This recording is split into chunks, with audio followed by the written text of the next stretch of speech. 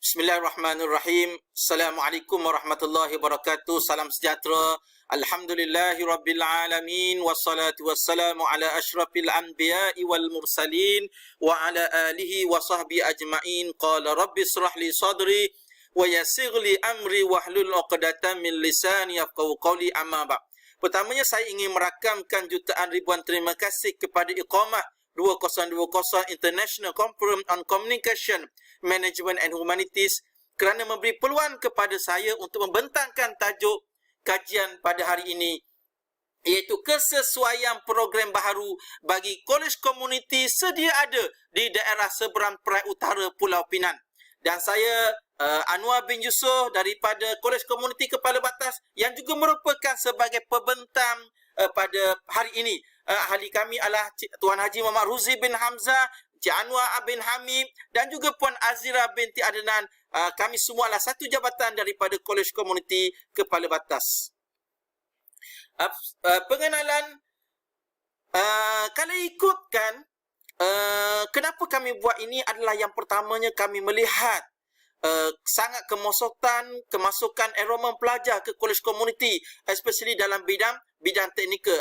Kalau kolej komuniti sekarang ini ada 104 buah kolej komuniti telah beroperasi dengan 134 program. So, oleh kerana lama sangat ini kolej komuniti ditubuhkan pada tahun 2001, sudah lama, maka satu sinergi program perlu dilakukan, iaitu penawaran program baru di kolej komuniti perlu diberi sinergi dengan kehendak perubahan sosial ekonomi dan keperluan industri serta keperluan setempat setelah ianya beroperasi semenjak tahun 2001.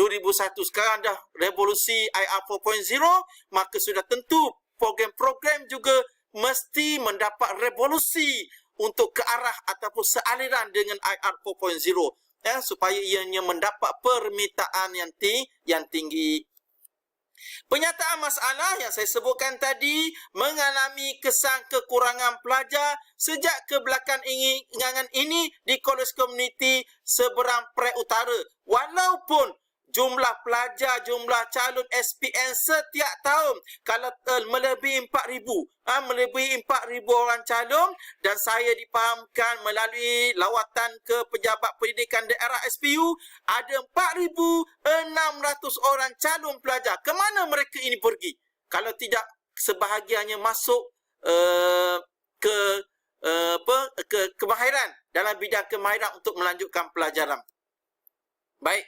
So, objektif kajian adalah menentukan jenis program pengajian, program apa yang sesuai yang boleh ditawarkan di kolej komuniti untuk daerah seberang utara, dan persoalan kajiannya adalah, kami ada dua persoalan dia. Apakah keperluan bagi penawaran kursus baru di kolej komuniti sedia ada di daerah seberang Perai Utara? Apakah bidang khusus yang pengajian yang sesuai ditawarkan di kolej komuniti sedia ada di daerah seberang Perai Utara? Nah, ini adalah peta seberang Perai Utara. Seberang Perai Utara ni di Pulau Pinang. Jangan kata mana-mana, di Pulau Pinang, iaitu ini yang saya fokus adalah seberang Perai Utara. Seberang Perai Utara, seberang Perai Tengah, seberang Perai Selatan ini dia berada di Bandaraya seberang Perai. Okey, kalau ikut rancangan tempatan untuk saya fokus daerah seberang Perai Utara, membangunkan daerah seberang Perai Utara sebagai bandar selamat mampan ekonomi. Okey, seterusnya pelbagai projek yang akan dilaksanakan, iaitu 109 projek baru. Sudah tentu kursus yang ditawarkan di kolej komuniti perlu relevan dengan masyarakat setempat. Kalau ikut sedikit info IPTA sekolah, dia ada 8 buah kolej komuniti. Ada kolej komuniti Kepala Batas, kolej komuniti Tasik Gelugur, ada Giat Mara, Bagan Giat Mara Kepala Batas, Giat Mara Tasik Gelugur, kolej matrikulasi, ada Institut Perubatan dan Pergigian Termaju USM, ada Universiti Teknologi Mara Kampus Betang. Apa yang saya sebut tadi, bilangan pelajar sekolah di daerah seberang Perai Utara pada tahun 2019, total jumlahnya untuk sekolah menengah ada 25,654, untuk sekolah rendah 30,434 dan untuk SPM, ni datanya. Ada lebih 4,000 lebih calon pelajar yang mengambil keputusan SPM pada tahun 2019 dan ke mana mereka pergi.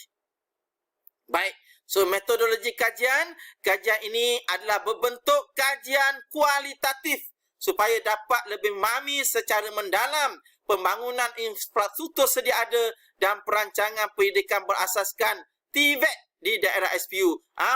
Data primer adalah melalui kaedah temu bual di mana kami pergi Malay daerah seberang Perak Utara, pejabat pendidikan daerah seberang utara dan pejabat bandaraya seberang Perak sendiri yang kami pergi. Dan data sekunder kami melibatkan pelbagailah pengambilan data secara semakan dokumen. Ada RMK 11, Wawasan Kemakmuran Bersama 2030, ada NCR wilayah dan seumpamanya. Ini adalah kami nak buat metodologi kajian hanya data primer dan kami juga mergekan dia dengan data sekunder.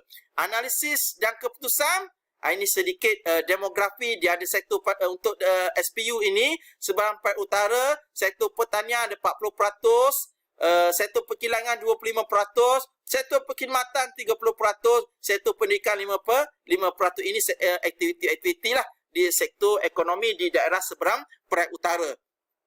Okey, untuk analisa data primer, tarikh temu bual yang kami pergi hari itu 15 November untuk pejabat tanah, 10 November dan 27 November untuk Malay Bandaraya dan juga bahagian perancangan bandar, dan juga 22 Oktober 2019 di pejabat pendidikan. Okey, melalui ringkasan transkrip temu bual bersama pejabat daerah dan tanah seberang Perak Utara, ringkasan program yang sesuai yang dibincangkan bidang disyorkan oleh mereka adalah pertanian, pemprosesan makanan, perikanan, kekerapan perbincangan untuk pertanian 2, pemprosesan makanan 4 dan perikanan 1. Ini di pejabat daerah dan tanah seberang Perak Utara. Kalau di pejabat pendidikan daerah, ringkasan program yang disyorkan antaranya Idagan kekerapan dia 2, pemprosesan makanan 1, landscape 1, pengurus acara 1. Seterusnya untuk di Malay Bandaraya, ringkasan program sesuai yang bidang yang disyorkan oleh mereka adalah dagang 1, perikanan 1, pertanian 1.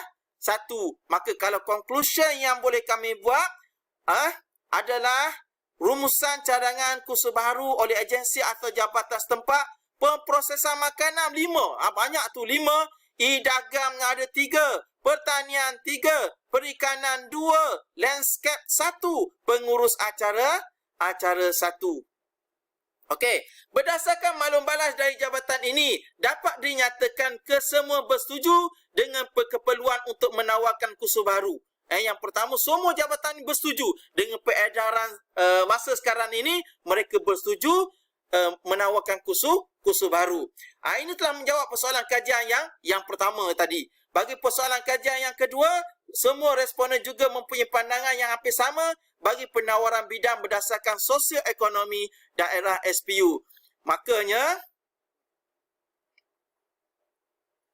okey, perbincangan yang kami boleh dapat daripada dua tertinggi tadi adalah sebelum itu, ini analisis data sekunder. Analisis data sekunder dilakukan terhadap dokumen terbitan kerajaan yang berkaitan dalam menyokong cadangan khusus baru di kolej komuniti di daerah SPU serta bidang pengajian yang bersesuaian dengan ekonomi setempat, infrastruktur sedia ada dan bakat pelajar bagi enrolment kemasukan kolej komuniti daerah ini. Setelah kami buat kajian berdasarkan RMK 11, NCR, PPM,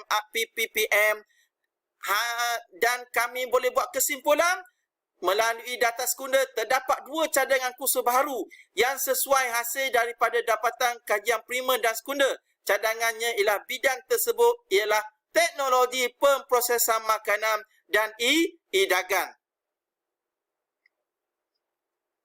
Ini pemprosesan makanan dan juga dagang dan pertanian juga ada sedikit. Okey. So analisis primer VS analisis sekunder, Kalau ikut primer, prosesan makanan dan idagan. Kalau ikut sekunder, apa yang kami melalui dokumen-dokumen, pemprosesan makanan dan idagan. Okey, perbincangan. Dua kursus baru yang sesuai dicadangkan, iaitulah teknologi pemprosesan makanan dan idagan. Kalau ikut tadilah, melalui data primer dan data sekunder. Bidang ini harus difokuskan kerana ia merupakan bidang penting yang bakal menyumbang kepada produktiviti industri kecil dan sederhana di daerah SPU. Kalau ikut tadi juga ada bidang pertanian. Tinggi juga bidang pertanian. Bidang pertanian dan perikanan merupakan hasil utama pendapatan penduduk di daerah ini. Justru itu dengan penawaran bidang teknologi prosesan makanan dan e-commerce, kombinasi dua kursus ini mampu meningkatkan pengeluaran dan penjualan secara atas talian. Sama ada melalui hasil tanaman dan juga perbuatan makanan dalam kelompok IKS. Memang sangat sesuai kalau kita buat idagan. Kombinasi penyidik mengambil kira faktor ekonomi penduduk setempat dan kemudian infrastruktur sedia ada untuk mencadangkan bidang-bidang pengajian yang boleh menjana pendapatan penduduk di daerah SPU. Kalau ikut tadi, bidang pertanian pun disyorkan juga, tetapi tidak dicadangkan. Kenapa? Kerana di kawasan SPU ini sudah ada MARDI, iaitu agensi pertanian yang berkaitan yang menawarkan kursus pertanian. So tidak sesuai lah. Kesimpulan yang kami boleh buat adalah penawaran kursus baru iaitu CJ Teknologi Pemprosesan Makanan dan CJ Idagan di Kolej Komuniti sedia ada di daerah SPU akan dapat membantu meningkatkan enrolment sedia ada selain meningkatkan sosioekonomi masyarakat setempat. Kursus baru yang ditawarkan akan memberi keupayaan tambahan kepada sistem pendidikan dan latihan kolej komuniti, terutama dalam bidang TVET untuk terus menjalankan program pengajian berkualiti bagi memenuhi keperluan industri setempat. Dan akhirnya penawaran kursus baru akan dapat memenuhi kapasiti tempat pengajian bagi lepasan sekolah di sekitar ini di daerah SPU untuk meneruskan sinambungan pengajian mereka dalam bidang kemahiran berdasarkan permintaan juga daripada mereka. So, itu saja. Sekian, terima kasih daripada saya. Kita jumpa lagi insya-Allah. Terima kasih Iqamah 2020. Assalamualaikum warahmatullahi wabarakatuh.